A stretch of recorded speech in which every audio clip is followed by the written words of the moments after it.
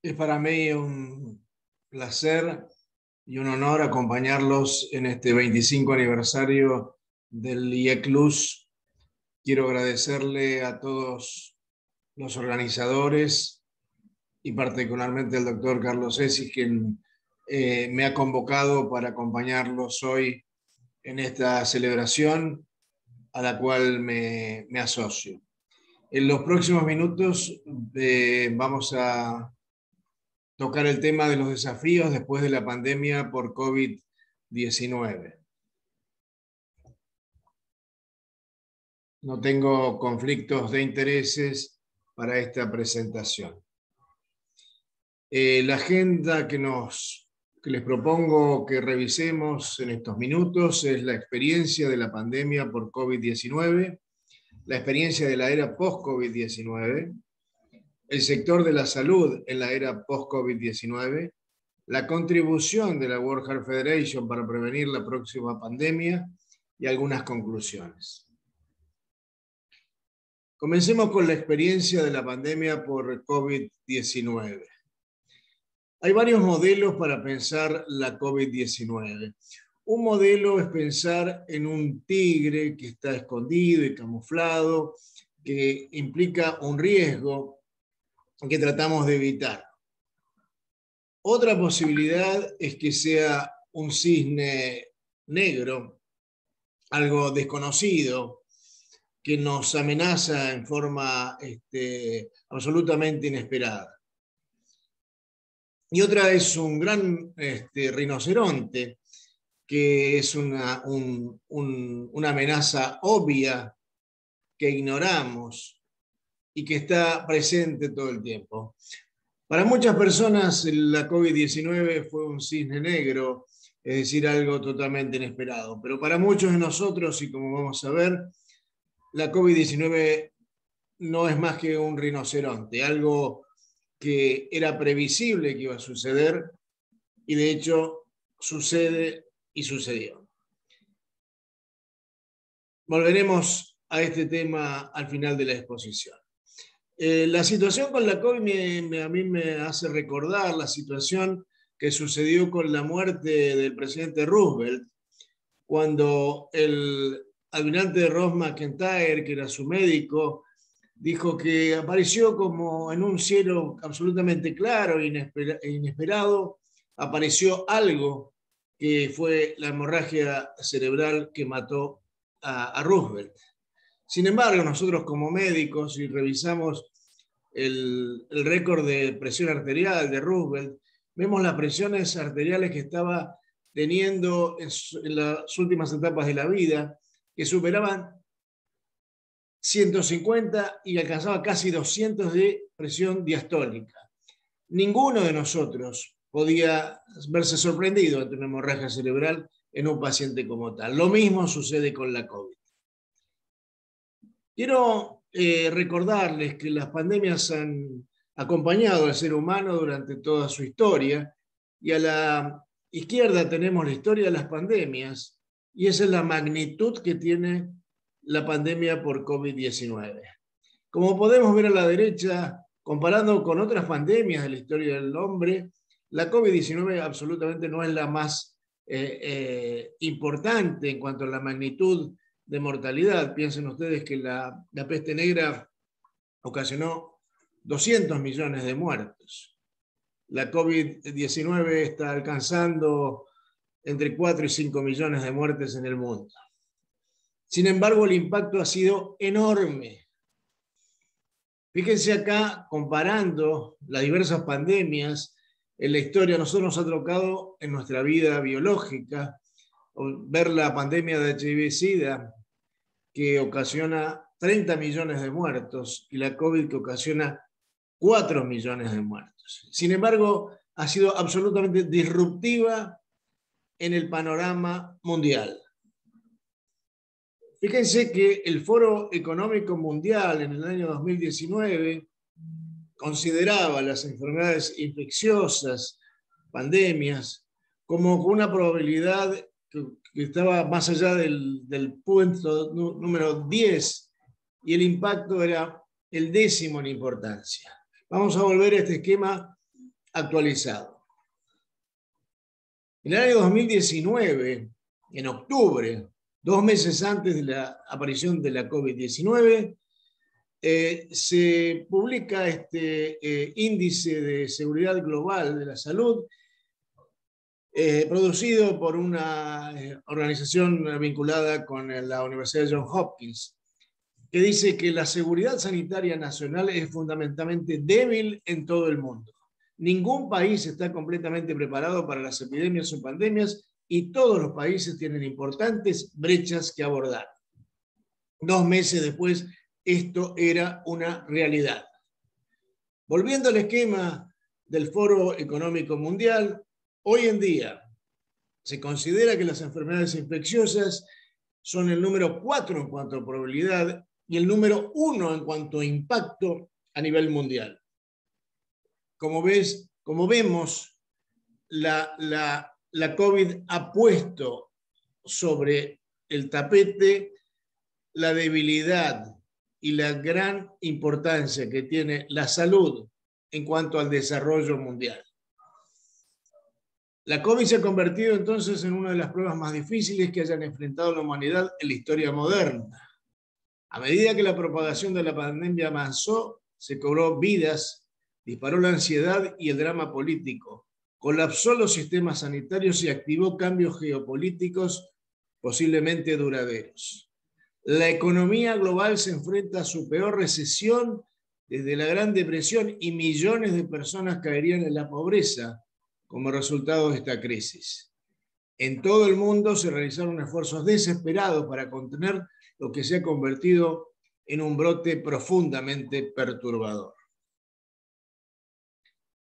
Y la enfermedad nosotros la podemos considerar no solamente en su aspecto agudo, ocasionando mortalidad y morbilidad inmediata, y pacientes que se recuperan después de la internación, sino también la demora en la restricción de los recursos para los pacientes de patologías no COVID, el impacto de la interrupción de la atención en las enfermedades crónicas y los síndromes de estrés postraumático, burnout, la enfermedad mental, el impacto de la crisis económica y el incremento de las desigualdades sociales en el campo de la salud. Es decir, que realmente las disrupciones no solamente la enfermedad aguda, sino todas sus consecuencias. Por eso, la COVID no la podemos considerar simplemente una pandemia, sino una sindemia, en la cual se enlazan las redes sociales y comunitarias y las condiciones políticas, económicas y ambientales de cada individuo. ¿Cómo será la experiencia en la era post-COVID-19 que empezamos a vivir? Acá en este esquema vemos, y no quiero que preste atención a cada uno de los puntos, sino la enorme cantidad de consecuencias que tiene la COVID-19. Fíjense que son múltiples, pero vamos a centrar particularmente en estas que son las más importantes. La propia enfermedad viral, su relación con las estaciones, el desarrollo y distribución equitativo de vacunas, el impacto en los viajes y en el comercio, los tratamientos, la aparición de nuevas variantes, el rol de los medios de comunicación, las alteraciones en la gobernanza y en las políticas públicas y el impacto económico. Como vemos, la disrupción no solamente en el campo de la salud, sino en los campos sociales, económico, político, etc. Una reunión de 347 analistas de riesgos afirman que la recesión global prolongada, el desempleo y la aparición de otros brotes de enfermedad podrían ser las situaciones de mayor preocupación a nivel global. ¿Cómo la situación del sector de la salud en la era post-COVID-19? La CEPAL ha publicado una serie de artículos o de fascículos que han tomado el tema de la COVID. Y particularmente me interesa este informe que tiene que ver con los condicionantes económicos y sociales. La dimensión de la COVID para pensar la reactivación, el desafío social, los sectores y empresas frente a la COVID, los efectos cada vez mayores de la COVID para una reactivación con igualdad, el comercio internacional y la logística, la universalización del acceso a las tecnologías digitales y la necesidad de pactos políticos y sociales para la igualdad y el desarrollo sostenible en nuestra región. Es muy importante el impacto de la COVID, por ejemplo, en algunos sectores como son los trabajadores, particularmente las mujeres. El financiamiento para el desarrollo en esta era. Es decir, que hay una multitud de aspectos. Yo quiero que tomemos algunos. El contexto económico y social y la salud en América Latina muestra que vivimos en países altamente vulnerables a los impactos de la COVID. Los desafíos de la respuesta del sector salud en cuanto a las inequidades en salud, los impactos sanitarios y socioeconómicos, particularmente en poblaciones vulnerables, las debilidades de los sistemas de salud. Un principio muy importante es la convergencia entre la salud y la economía. Sin salud, la economía no avanza. La necesidad de políticas para el control, la reactivación y la reconstrucción. Y cuando hablamos de vulnerabilidad, nos referimos a la informalidad laboral, a la urbanización, a la pobreza, a la desigualdad y a los sistemas de salud y de protección social frágiles. Es claro que las poblaciones más vulnerables son las que sufren peores consecuencias de la COVID, en mortalidad, en morbilidad y en impacto social y económico. El control de la pandemia y la reactivación de la economía requiere liderazgos y rectoría de los estados, integración de políticas de salud, económicas y sociales, aumento de gasto fiscal eficaz, eficiente y equitativo, protección social que asegure un ingreso básico, una alimentación y servicios básicos, entornos laborales seguros. Consideramos que la salud es un derecho humano fundamental y un bien público, y el Estado debe garantizar este derecho mediante políticas de salud e intervenciones intersectoriales que aborden los principales determinantes económicos y sociales. Debemos promover sistemas integrales y universales de acceso a la salud y protección social y prestar especial atención a la igualdad de género, al aumento de la demanda de cuidados remunerados y no remunerados. Debemos ir a una medicina que sea accesible, asequible, disponible, que se acomode a las necesidades de los pacientes y que sea aceptado por los pacientes y la comunidad. El futuro de la salud de la época post-COVID probablemente resida en reforzar el autocontrol de la salud. Contar con dispositivos asequibles. Obviamente la salud electrónica, la historia clínica electrónica va a tener un rol preponderante. La educación de los pacientes y plataformas que adviertan a los pacientes de sus problemas de salud y enfermedad. Necesitamos métodos diagnósticos más rápidos y de menor costo para que sea accesible a toda la población. Y la telemedicina va a ser una herramienta significativa para esto. Y ahora, desde mi posición de presidente electo de la World Heart Federation, quiero compartir con ustedes la contribución que hemos tratado de hacer desde nuestra organización para prevenir la próxima pandemia. Quiero comenzar diciéndoles que el objetivo fundamental estratégico de la World Heart Federation para el periodo 2021-2023 es la salud cardiovascular para todos. Con este paradigma principal, nosotros constituimos con otras organizaciones mundiales lo que se llama la Coalición para la Salud Circulatoria. Y les quiero presentar el documento que hemos lanzado en el mes de octubre sobre la prevención de las próximas pandemias y el caso para invertir en la salud circulatoria. Rápidamente les voy a comentar cuáles son los componentes de este documento, que lo pueden acceder libremente en la página web de la World Heart Federation.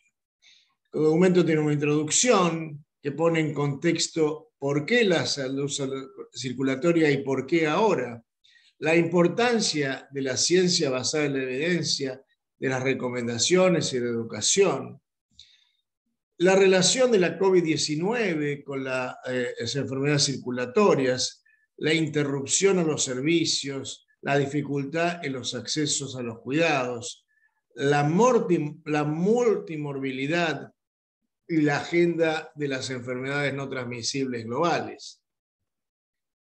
Las respuestas de emergencia. Creemos que es muy importante sostener a la fuerza laboral, a los médicos, a las enfermeras, a los trabajadores sociales, a todos aquellos que trabajamos en el área de la salud.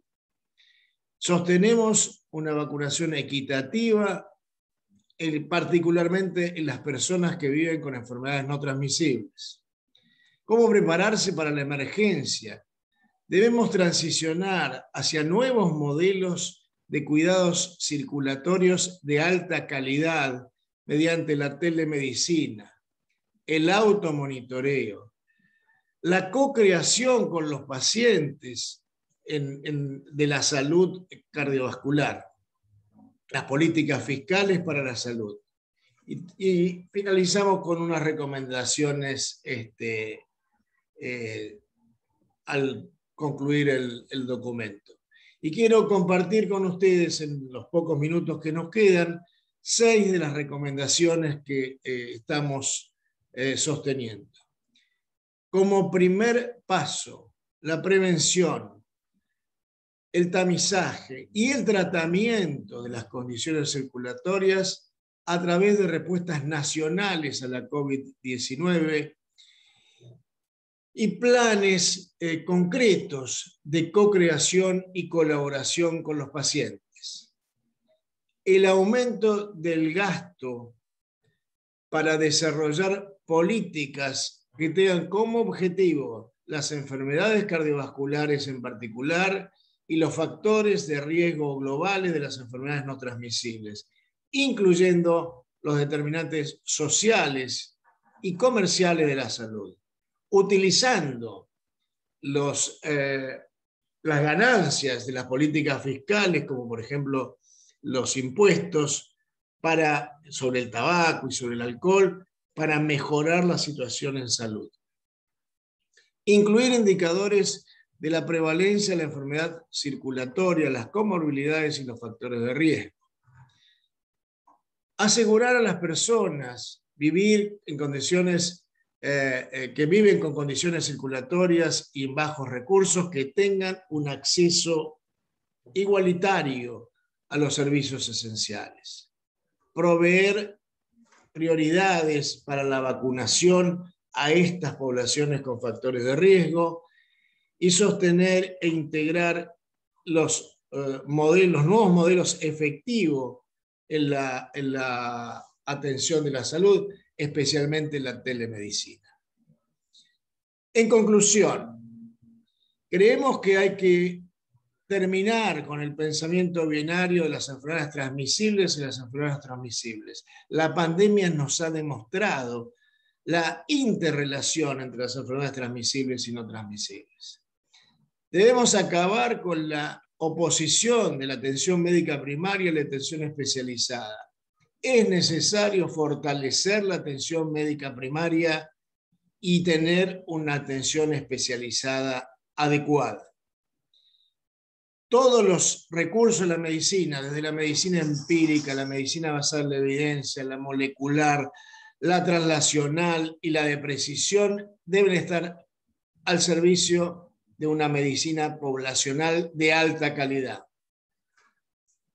Debemos tratar de tener alianzas de las organizaciones gubernamentales, las sociedades y fundaciones médicas, las escuelas de medicina, el sector privado, las organizaciones de pacientes, la sociedad civil y los decisores políticos.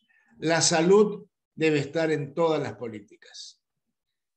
Es necesario incrementar nuestra creatividad, nuestra comunicación, nuestra cooperación y el pensamiento crítico. Volviendo a los modelos para pensar la COVID-19 con la que comenzamos esta exposición, afirmamos que en el futuro podrá sorprendernos un cisne negro, pero no podemos ignorar los rinocerontes y los leopardos que nos están rodeando todos los días.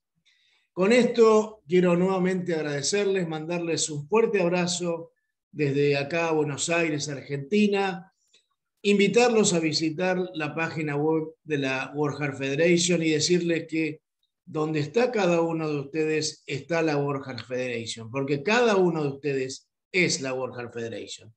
Muchas gracias y un fuerte abrazo.